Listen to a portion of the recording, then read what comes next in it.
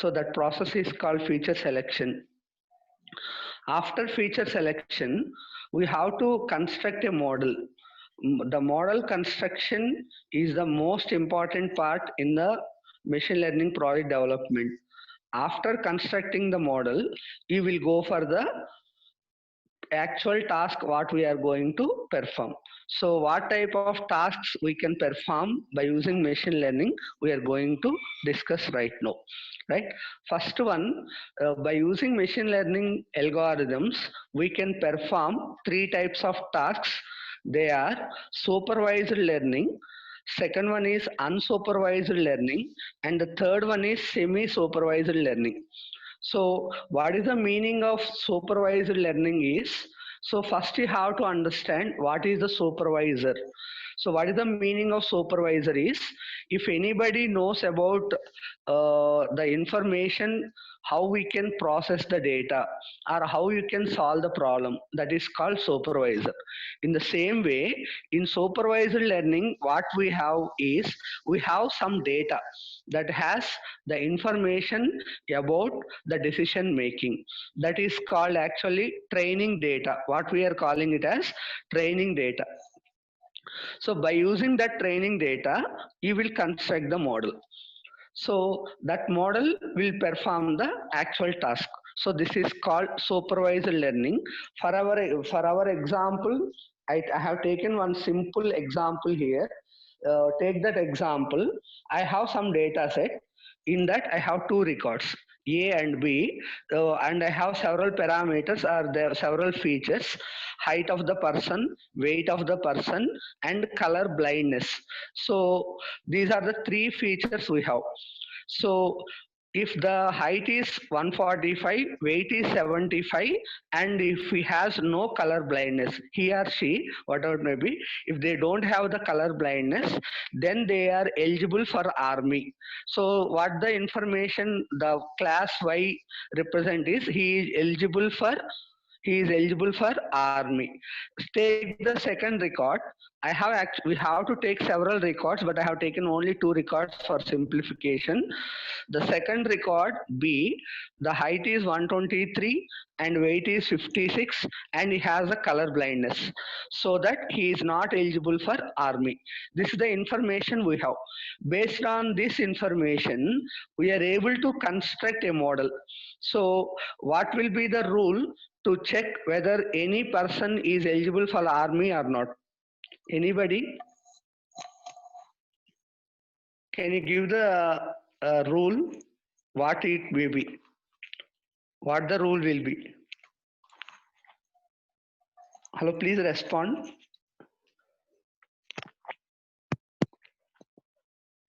ఆర్మీకి సెలెక్ట్ అవడానికి వైరస్ యొక్క ఉధృతి బాగా పెరిగేసరికి ఎవరికన్నా హలో అనుమానం ఉన్నా, కొద్దిగా ఏ విధమైన ఇబ్బందులు అనిపించినా ఇంట్లోనే ఉండి మీరు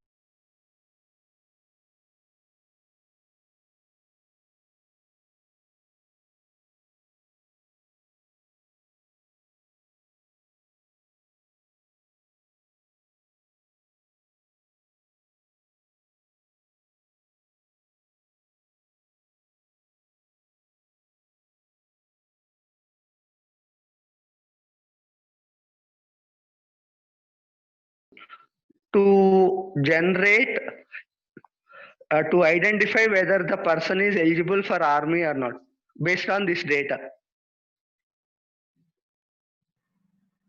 Color blindness should be no. Okay, color blindness should no color blindness. Any other? Something went wrong. Please try.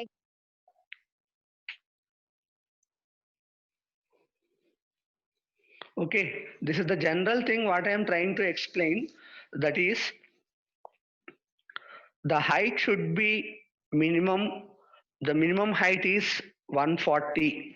That's why in our example, if any person height is 145 and minimum weight is also 70, that's why for A weight is 75 and he has no color blindness. That's why that particular person belongs to eligible class label. Already we have that information. Based on that, we will write the rule like this. If A height is greater than 140 and weight greater than 70 and color blindness equal to no, then that particular person belongs to eligible class. Otherwise, that person belongs to non-eligible class. So in this way, you will write the rules. So the point what you have to understand here is we have the data set that is called training data set. By using that training data set, we will generate some rules. That rules are nothing but a model. That model will identify the class label of an unknown student. Okay, that's why this is the concept of supervised learning. Try to understand in one line. The supervised learning means we have some known information. By using that known information, we are constructing the model. That model will identify the particular class label of unknown object. This type of learning is called supervised.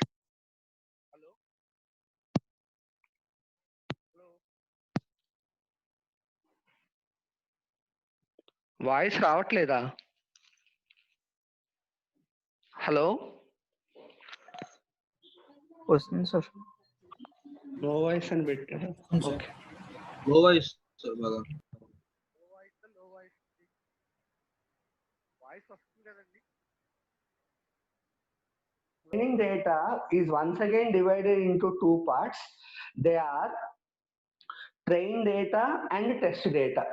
So what is the purpose of test data is you constructed a model. By using that model, you have to perform some tasks. So before doing the task, we have to check the correctness of model, whether it is doing correctly or not. For that, we already have some known information. You will check on that particular known data. That data part is called test data, right? So if you have any problem, please give some information messages in chat box. Okay, right. Go to the second one. Okay, right. Unsupervised learning. So what is the meaning of unsupervised learning is we don't have any knowledge about any information. So we don't have training data. Then the type of learning is called unsupervised learning. In unsupervised learning, we are making one step. That step is called clustering. Mostly the unsupervised learning is also called as clustering. So what is the meaning of clustering is grouping of similar objects. So first we have to consider which objects are similar and which are not similar. To find that, we have to calculate the distance between the objects. So to calculate the distance between the objects, we have three types of distances. They are called Euclidean distance, Manhattan distance, and Jaccard similarity. Jaccard similarity is mostly used in documentation mining. So I'll go through that in the next slide. So can you give the formula for Euclidean distance, anybody? Okay, in the next slide, I already opened. So if you zoom it, you can clearly understand what is the situation we have. I have 2 points, A and B. If you consider those two are the two objects, they are represented in the two-dimensional plane, XY plane. So vertical axis is called y-axis, horizontal axis is called x-axis. So I have a point 25 and a point B 81. So how we can determine the distance between A and B? How we can determine? The formula is x2 minus x1 whole square plus y2 minus y1 whole square and square root. So if we apply that one, we got some distance 7.2. Right? Like this, you will calculate the distance between the objects. So after calculating the distance, how you can group the objects? మనం group ఎలా చేయగలం చెప్పండి ఒకసారి ఎవరైనా. Hello,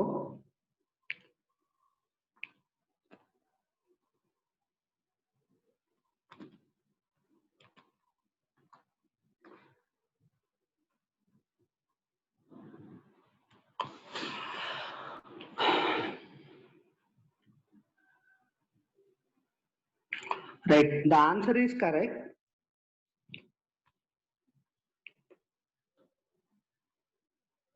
The answer is correct. That is, nearest objects are grouped into one clusters.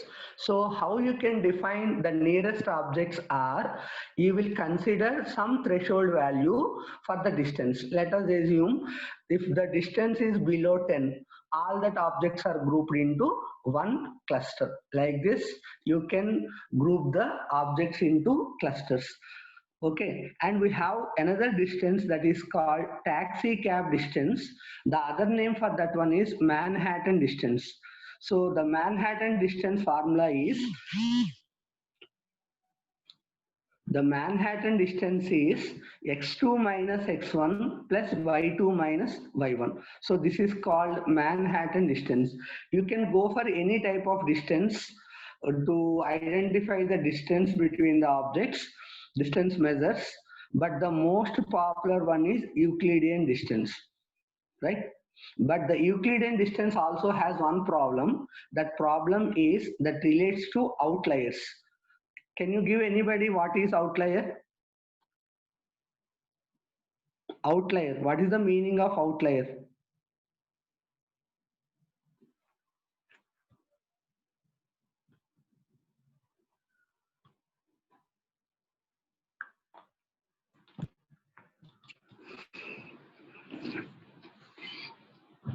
Okay. 3 answers I got. These 3 answers are wrong. Which does not belongs to any group, outside cluster, which does not belong to any cluster, boundary. Okay, all are wrong.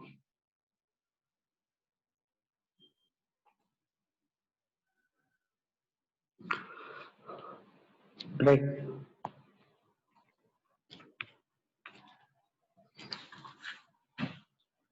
The outlier is nothing but it is also an object in the data space, but that behavior is completely different from all other objects.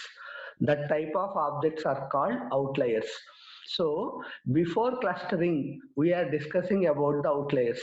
Okay, for clustering, we are calculating the Euclidean distance. If any object is more longer than other objects, or if the distance is very high from one object to all other objects, then that is called outlier. So that outlier should be removed before doing the clustering. Okay, right. So this is the way how you can do the distance measures between the objects which are placed in the XY plane. Right. Go to the next slide, Prudvi. Prudvi, next slide. Okay. So this is the Jacquard similarity. Let us assume that I have two documents, A and B. So what is the meaning of document is, it is a group of words. Document is nothing but a group of words. Now I want to identify the similarity between two documents.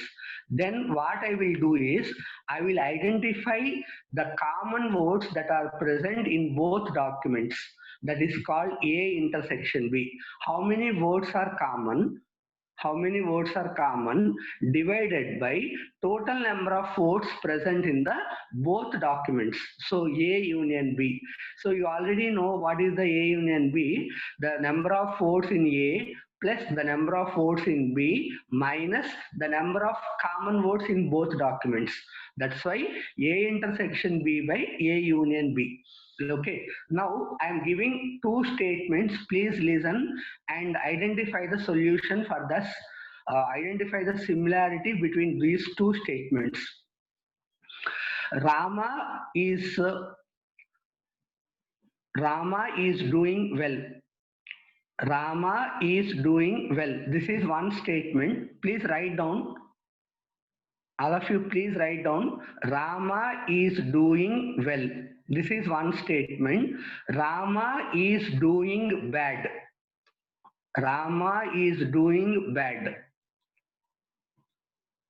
Okay. Now, what is the similarity between these two words? These two statements. Take A, statement A as Rama is doing well. The second statement, Rama is doing bad. What is the similarity between those two documents? That is my question. We will get some numerical value.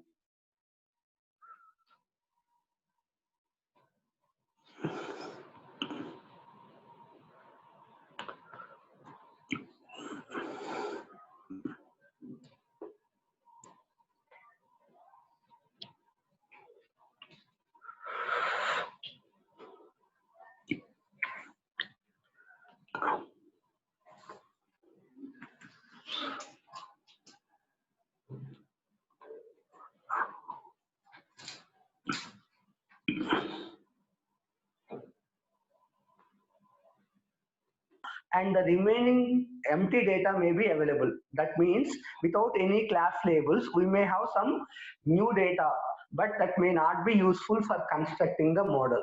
That's why what you will do is, you will construct a model that is called initial model.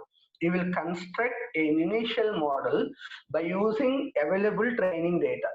By using that, the class labels are identified for the new information. Then you prepare the trained data set by using initial model. Now by using this trained data set, you will go for the model construction. This type of learning is called semi-supervised learning. So it is mostly used in healthcare applications. Now I will go for one topic. Let us assume you want to identify the problems that patients may get while COVID-19 is attacking. So we may have some information that is maybe 1 lakh or 10 lakhs reports, but that may not enough to construct a model. That's why what you will do is, by using the initial data, you will construct a model. Then by using that model, you will identify the new data class labels. This type of learning is called semi-supervised learning. So it is mostly used in drug discovery also. Drug discovery is used. What is the meaning of drug discovery? What is the meaning of drug discovery is, if we have a new problem in our health issues, then you will identify the problem, but you can't justify whether this particular medicine will work for all the human beings or not. Right? That's why you will apply for some people, then you will identify what are the problems they are facing. Based on that, you will identify the new things. Okay, by using that new things, you will prepare the medicine. This type of learning is called semi-supervised learning. Right? Go to the next slide. Is it last slide? Yes, sir. It's the last slide. Okay. Right. So many are not responding. I don't know what is the reason. Only 5 to 6 members are responding. Can you raise your hand who understood these topics?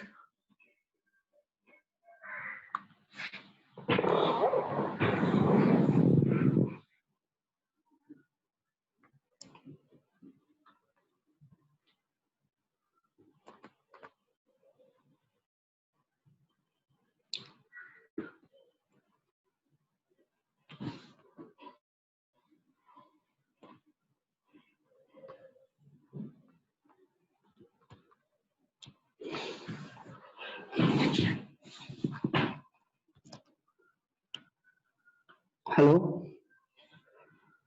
Right. So I want to conclude this class by making only 3 lines discussion. So go for the first slide, Prudvi.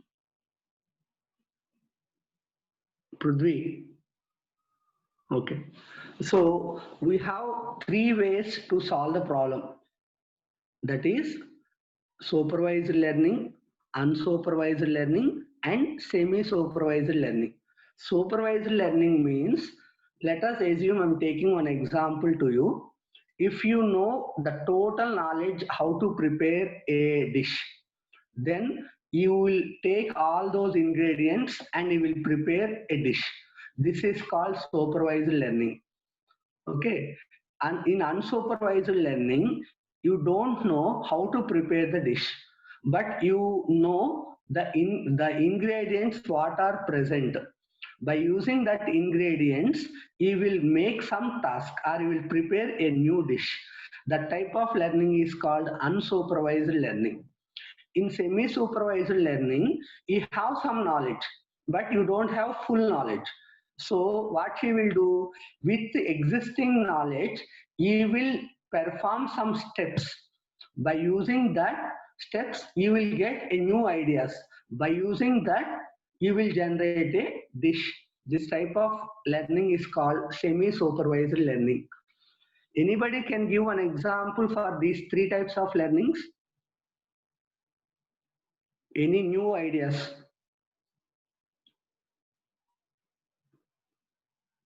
Please unmute yourself if you have the answer. If anybody have the answer, please unmute and tell the answer. For supervised, unsupervised and semi-supervised. 127 members are present for this class.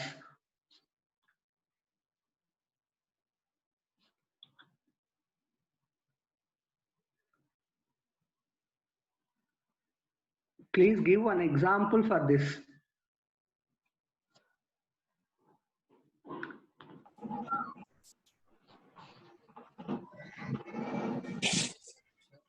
Supervisor Anybody? means, suppose take a building construction, sir. Civil engineers. Okay. Engineer will give a plan to construct a building, sir. So based on Okay. that data, the remaining people will construct the building. Okay. That is called supervised learning. So,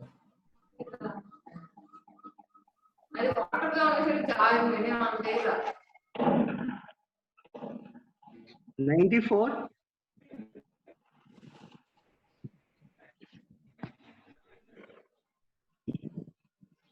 Hello? Anybody ready? 94.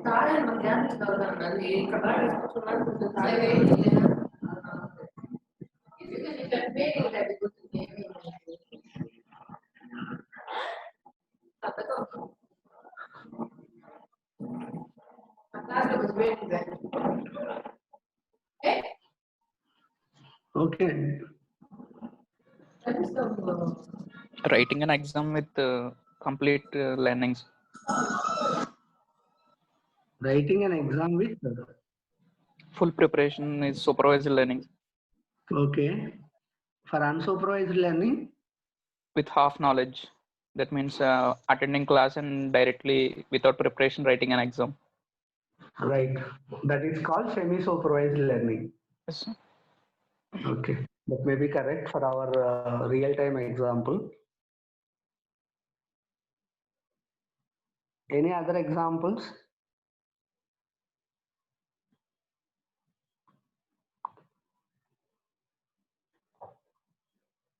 If there is a possibility, please add your photo to this particular thing. Then we can easily identify the persons.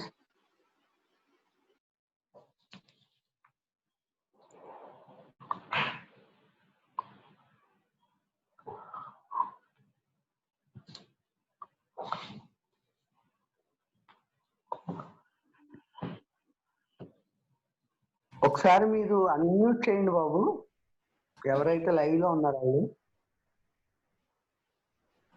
వాళ్ళు. Sir Yes, sir.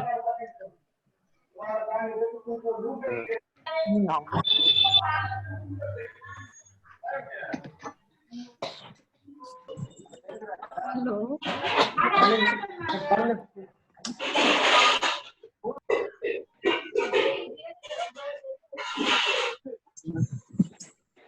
Okay అండి. Right. Okay. Give 1 minute to me. concepts: supervised, unsupervised, and semi-supervised.